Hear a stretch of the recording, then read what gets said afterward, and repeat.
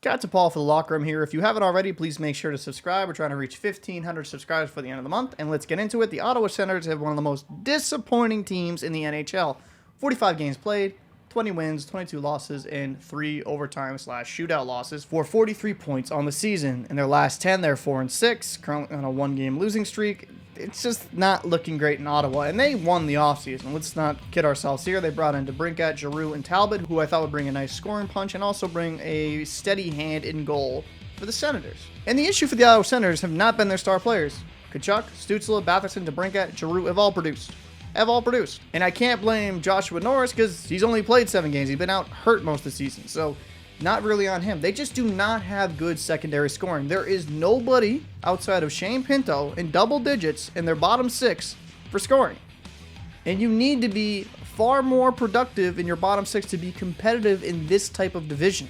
You are in the same division of Boston, Toronto, Tampa, Buffalo, Florida, Detroit. Like, you need more secondary scoring if you want to win. The defense does not look great at times. I mean, Thomas Chabot, 40 games played, 7 goals, 18 assists, 25 points.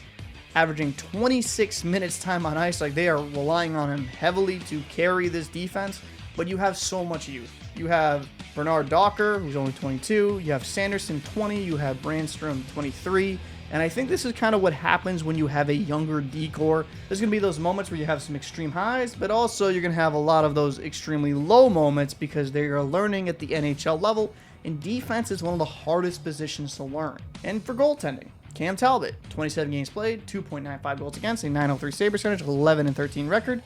I mean, he's been kind of an average goalie. Nothing outstanding. He has made some really big saves and had some really good nights, but he's also had some nights where he has looked kind of horrendous, if I'm going to be very frank here.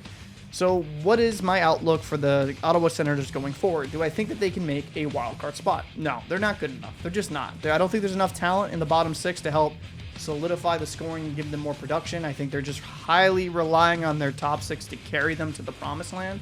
And unless you have a McDavid and Draisaitl in your top 6, that's just not going to happen. And I think their defense is too green. And having Zub and Zaitsev out have not helped. Those are more veteran defensemen. And now you have these younger guys up at the NHL level who I truly feel are not ready for this level yet. And that's not a knock on them. I think they could be very good quality defenders eventually. But I think they're getting exposed at the NHL level because at the lower levels, you can get away with some bad habits if you're extremely talented. At the NHL level, you will get exposed for those bad habits. So I don't see the Ottawa Senators making a playoff push. I don't think there's any way, shape, and form they've shown me they can sustain any level of success. I'd be interested to know what your thoughts are down below in the comment section. And if you haven't already, please make sure to subscribe. I'll see you in the next video. Against the Sens, especially the goaltending, and it is a 4-1 final score. The Pittsburgh Penguins win it.